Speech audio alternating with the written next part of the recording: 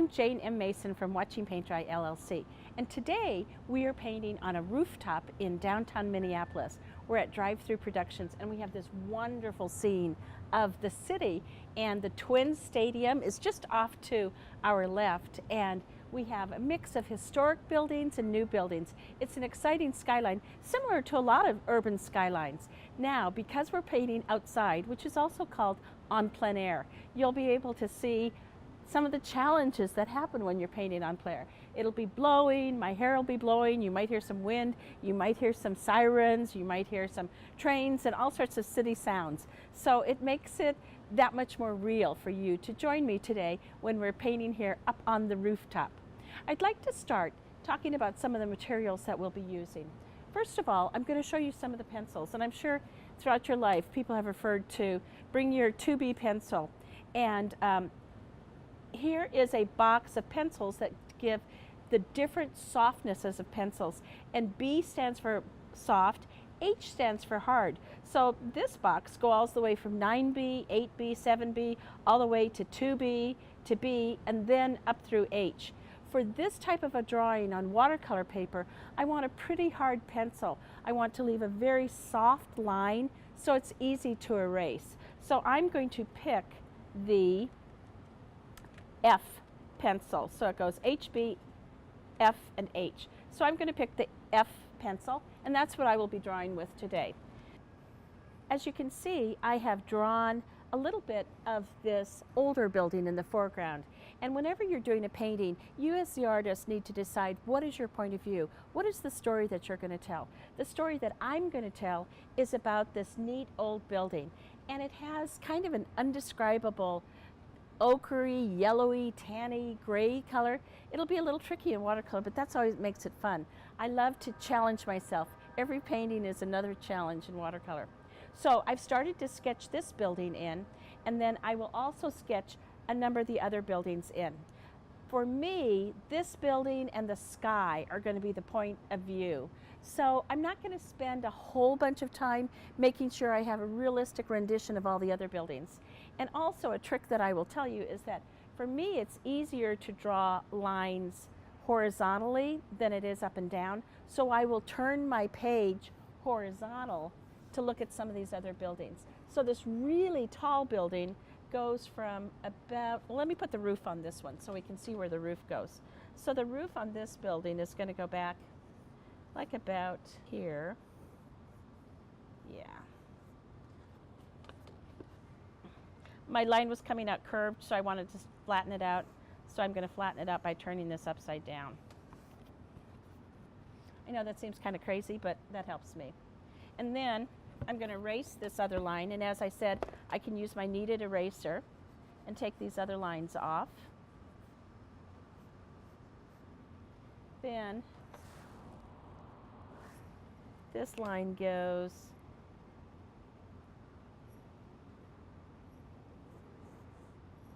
like this. I'm going to correct this. It needs to be sharper. There we go. Erase this. If you don't have a lot of experience in perspective, that's okay too. Things don't have to be exactly as realistic perspective dictates. And you'll get better at perspective as you paint more things. So there's also these other little towers. I presume they were chimneys at one time. And this one is completely flat. And it goes to this beautiful round turret on the edge here. And I'm just going to draw in, this is approximately where the windows are going to start. A little bit farther down, about there. And then this is going to be windows.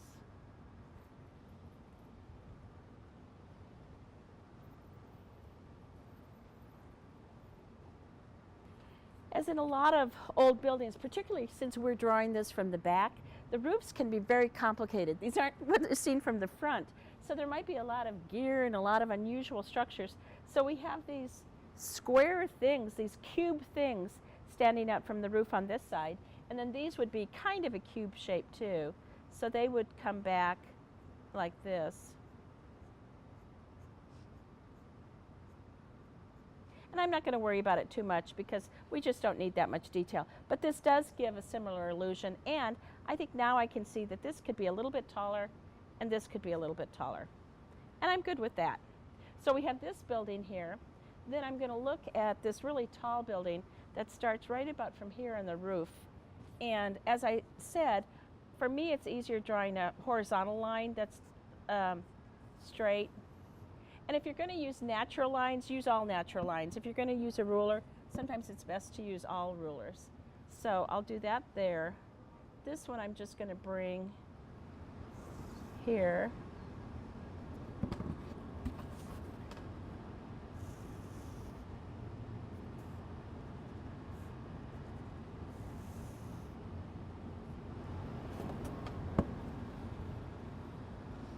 And I didn't like putting the top on that. That was distracting for me, so I'm just going to lop that off. But I will put this one up here. And I will put this triangle up here. So this one goes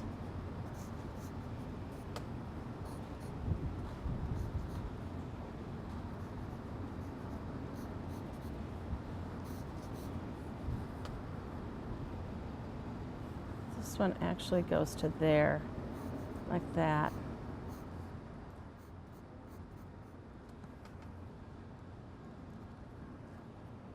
That is a beautiful building that's behind it, and it's very complicated, and I am not going to make it that complicated because I don't want to take the attention away from this building. So I'm going to put, let's see, it has one piece, then another piece. It's a very complicated building.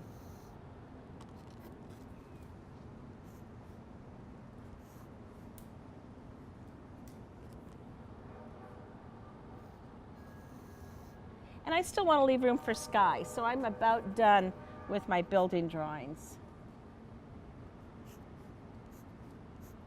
And I'm just kind of making this up now because I want to be done with the drawing and be able to get to the fun part, which is painting. So I just made that up. That's how it should look. We're done with that. I'll have them go back here so they really have mass. Otherwise, if I just had the one line, they would look like they're not actual buildings. Okay, so I'm happy with that. And I'm going to make some notes. I'm going to put, this is my tape up here, and I'm going to put tall brown building.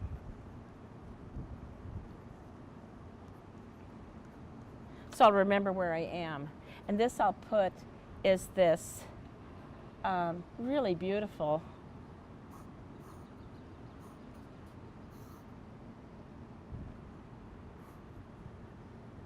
I'll say black top. Okay. Oh, and here's where I was going to put this triangle. And that goes into here. There we go. Okay. I think I've got it. Now, there's more buildings back here, there's more buildings back here. But like I said, I want to have a chance to put some sky in. I better put something here because this would seem odd. So I'm going to put, there's a building here that kind of juts out, and I'm just going to put it jutting out and entering the frame, and I'm just going to put it cutting off here. And it has some very pretty brickwork, so I'm going to put just some little dental molding here to suggest this brickwork. And again, I'm taking inspiration from the buildings, but I'm not completely replicating the buildings. I don't want my painting to be that complicated. And because I'm freehanding it, there's no way I could get all the angles and all the sides exactly right. So I'm good at stopping right about now with my drawing, because again, I always like to get to the painting. I don't want to spend too much time on the drawing. People sometimes ask me, do you do other forms of artwork? And I do. I love drawing. I do multimedia. I do a lot of fiber arts. But when I'm drawing or when I'm painting with acrylic, I always think, why aren't I painting with watercolor? Because that's what I really love. Okay, so I've taken a few minutes to add a few more details. You can see that there's more articulation in the drawing. And what's important that I really want you to see is that I've added some tape as a masking. Some people use a liquid masking, which is absolutely fine. It takes a while for the masking to dry, and sometimes it pulls up your paper.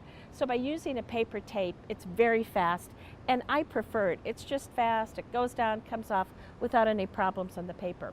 So I've taped around the buildings since this is a complicated skyline, and since when I add the sky, it's going to be very wet on wet, I don't want to encroach on the buildings. So I've taped, and then I've also added some notes on the tape because the skyline can get complicated. It helps me if I've been able to tell myself, okay, this is the building with the black top, this is where the clouds are going to go, these are dark windows, some of the windows are going to be light, some of the windows are going to be dark. So if I leave myself a few notes, it just helps me to not lose my place in the painting. If you do lose your place, that happens. For me, having these guidelines helps a little bit. So I'm going to start with this older building, the old theater that's in the foreground, and I'm going to, again, try to figure out what color this is. I'm going to start with a very light wash. So right now I'm just adding water to a color I've had on my palette, and we'll just see how this goes. I love how this is looking on the paper. It's a nice light wash. So I'm going to put it all over this particular building, and because I have the tape, I can just run it down past the tape. These windows are going to be dark, so I know no problem, I can just run right over the windows. I'm not even going to worry about that little glitch of a color. This building has so many, I'll call them pock marks and streaks and inconsistencies in it, that for me, adding that little inconsistency is just part of the building. Using a flat brush here allows me to get the straight lines that are helpful architecturally. So I can add these, again, those curious little chimneys, I don't know what they are, but those things on the top of the building, I can cut them out pretty easily with a flat brush. And the fact that this, in fact, I'm going to pull up from here, so there'll be some unevenness in the paint. Even this, where it's a little bit dry, I'm just going to leave that, because it'll add to the inconsistency of the wall cover, which is important in this particular building. Now in some of the windows I've added decay, which to me means dark, and it means these windows are going to be dark. Again, as I've brushed over the surface and it's a little uneven, that's fine. I'm going to go with it. I'm not going to worry about filling that in. As I add more layers, that part will show up, which is great. When we're layering, and in watercolor it's also called glazing, adding a light layer of color. In a building like this with a lot of models and odd colors, sometimes you might do 3, 4, 5, as many layers as you want, as many glazes as you want. Frequently with similar colors, sometimes with colors that are a little bit different. Okay, this gives me a good start on this building. Now, since it's already wet, I'm going to add a little bit more color here and there and just kind of pull it through again to add to the unevenness. And I know it's wet because I just painted it.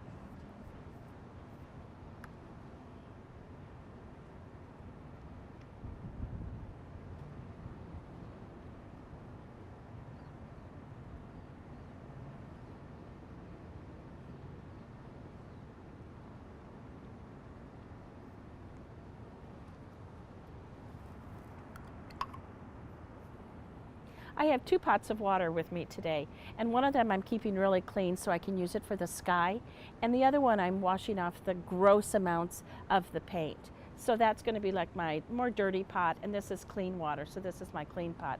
I have a sharp line here. I don't want to have this sharp line, so I'm going to just add some water. And actually I might add a little bit of water. I'm flecking some water on, which will also add some inconsistencies in the surface. You can see how the water is adding some droplets. Again, this building has so many models in it, it's fine to have just a lot of different things happening on the surface.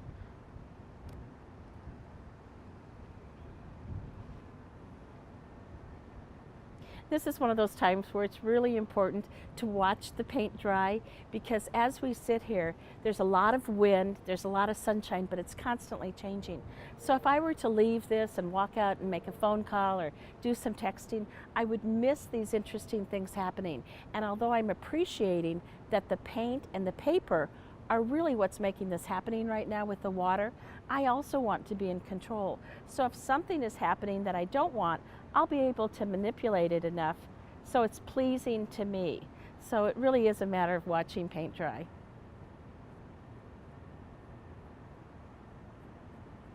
So some of these sharp edges seem a little too rough, and so I'm going to smooth them out a little bit. Great. You can see how just adding that water really gave this a uneven, mottled, drippy surface. And that's exactly what I want for the side of an old building. We're now going to change and start working on the sky. To paint the sky, I generally turn my board upside down. I think then the water tends to run toward the sky, but you'll see I often might turn it back again. So I'm going to start by wetting my paper, and I have my nice clean water and my mop brush, which I like. I really like the mop brush for wetting the paper on the skies. Now it's very windy out today, so I'll probably use more water than I would on a still, quiet day. It dries very fast on a windy day. And particularly since the sun is peeking out, that makes it dry fast too.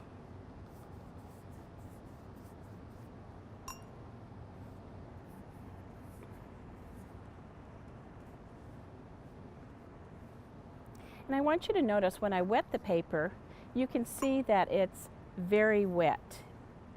If it were flat, it would be puddled.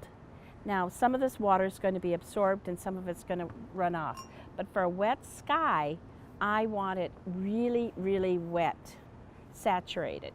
So in another video, we will talk about the 7 stages of wetness.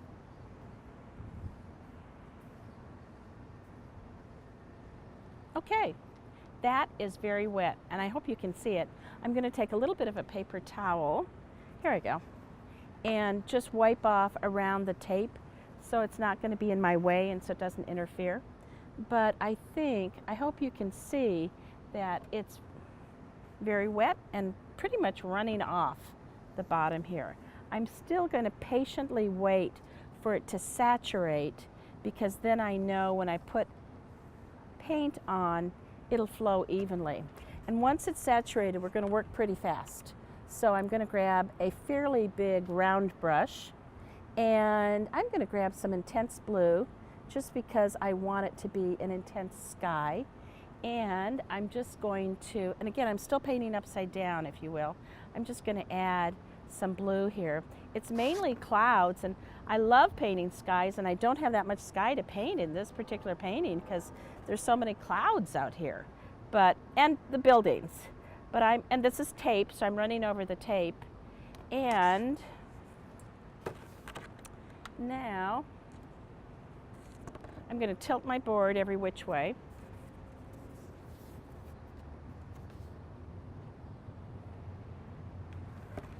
I'm going to grab a little bit of paper towel.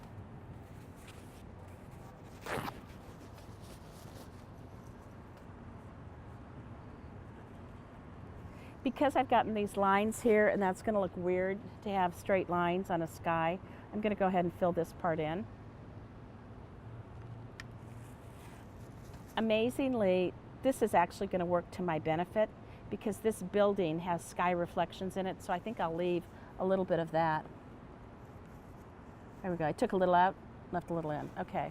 So now this is another case of watching paint dry. I'm going to sit here and make sure the paint's doing what I want it to do. Maybe a little bit more tilting. This is just a little too much paint here. I'm going to take that out.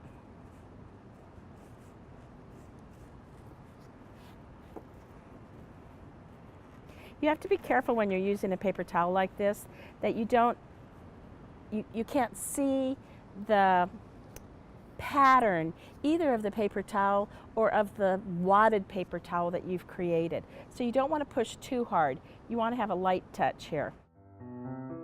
Join us on this station for new episodes. Watercolor with Jane M. Mason from Watching Paint Dry LLC. Thank you for watching.